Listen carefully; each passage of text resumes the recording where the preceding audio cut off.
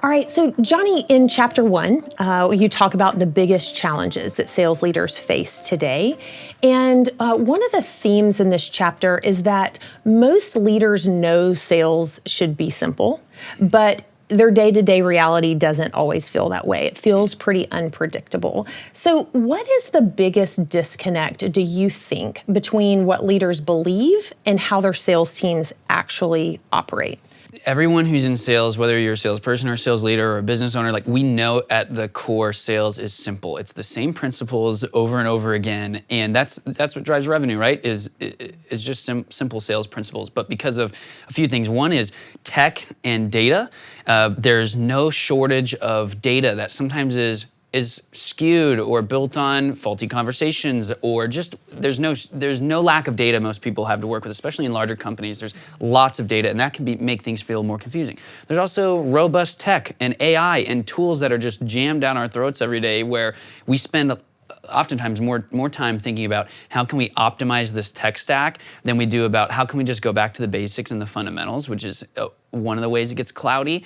Another thing that we see pop up is just a muddying of the waters, because I think there's a reality where a lot of sales leaders, especially on the highest levels, they're paid well to do their job, and they're brought in, and sometimes there's the irony of sometimes the thing that drives the most results is going back to basics and being simple. And I think there's sometimes this weird mental effect where we know there's a lot of money at stake, or we're paid well, or there's high commissions, and we, because of that, there's the temptations to overcomplicate.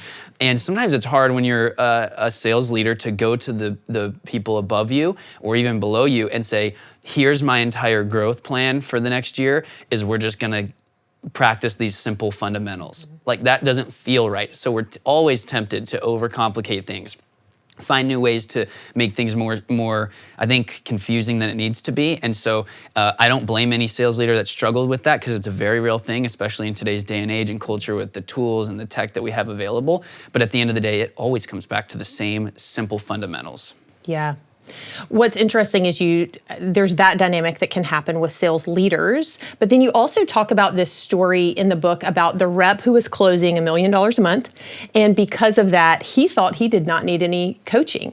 And so what does that particular example reveal just about hidden underperformance with sales teams? Well, I always want to point out that in this specific organization, $1 million a month was like mid-pack. There were people who were closing 5 million in a month. And it's just, so people hear that million, and sometimes it's like, well, this guy was untouchable, right? Because in some organizations or some industries, closing $1 million a month is insane for that business, right? And so I always like to make that clear. And so, but the issue here is yeah, he was doing a lot. He was closing a lot of deals. But what we found was, in this situation, heavy inbound flow. Like, he was, his call center environment, no shortage of inbound qualified leads. And so what you end up with is this concept that we talked about in the book called the revenue slot machine, which is people are more worried about just pulling the crank on the slot machine and the conversation they're on, and then, oh, well, if it's not a hot and ready deal that falls in my lap, I'm just gonna move on to the next one. Now, this isn't common in every situation where there's not a heavy inbound lead flow, but if you are getting that heavy lead flow, chances are you're more focused on the hot and ready deal that falls in your lap and just getting those than you are in mastering your skill at guiding the conversation. And so for this particular rep, he was just focused on, well, I'm closing $1 million a month. But when we really got to it and we were looking at the conversations that rep was having, and depending on where you are in the book and your knowledge of the bridge selling framework, the bridge score is what we're looking at with this specific rep. The bridge score was so insanely low on every call that wasn't basically someone taking an order because they were already ready to buy, that he had really confused himself. There were a few things going on. We can just feel like we're doing a great job because the quota is hit, or because a goal is reached, where the focus for this rep should have been, how can I have better conversations? And then that $1 million a month would have led to 2, 3, 4 million in a month. And so really this guy, I think it was an ego thing, and there was slot machine effect going on, where that's when we mentioned revenue hiding in plain sight earlier on. This is the exact scenario where if you're a sales leader or you're a salesperson and you're focused on, well, I hit quota, or well, I hit my OTE, then you could be looking at a situation where you're just not executing anywhere near where you could be. Yeah. So you have that dynamic on one side where you have the uncoachable or unwilling to be coached sales rep, but there's some really interesting data actually that you point out in this particular chapter. Some of it's fairly shocking. I mean, if you think about it, and one of the stats you cite is that 94% of leaders say they're coaching their sales reps, but only 20% of sales reps say it's actually effective. What do you think explains that gap based on what you're seeing? Well, I think there's a few things here. I think the positive side about that data is 94% of sales leaders are coaching. Good. Yeah. That's great. The disconnect is that as 21% or even as low as 10%, depending on the study you look at, of reps say that the coaching and the training they get is relevant. And so what you'll end up with is a few things. You'll have too much coaching based on generic principles, so reps feel like things aren't applying one-to-one to the conversations they're really having. Or it's like almost when you go to a conference or an event and you hear someone speak and it's like, yeah, that was great, but that doesn't really apply to our industry, or that doesn't apply to what we're doing. That's how a lot of sales reps feel when it comes into training. And so there's a few things you find which either a lot of the tactics and the principles in sales training and coaching, they're old school, they're a little bit crustier, they're 60, 70, 80 years old. And the truth is a lot of the same principles apply today, but sometimes the presentation and the rollout of it, it causes that disconnect where a rep doesn't feel like it's valuable. On the other side, a lot of coaching materials and training is, sometimes it's forceful, sometimes it's manipulative, sometimes it's the Instagram bros that we all see and we love watching those reels, but we would never execute in a sales situation the same way that they coach and they train on. And so you have a majority of the coaching and training content that's out there falling into one or two of those categories.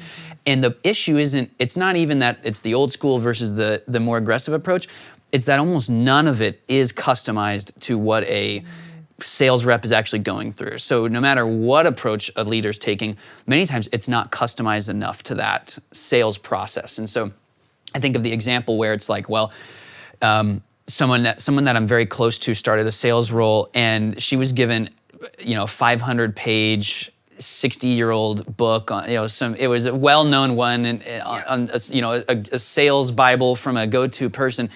And the issue is, you take someone and give them a book like that, they're the ones that a rep has to translate that methodology into what applies to them. And that's asking a lot of a entry-level salesperson or someone who maybe isn't a total master in sales methodologies.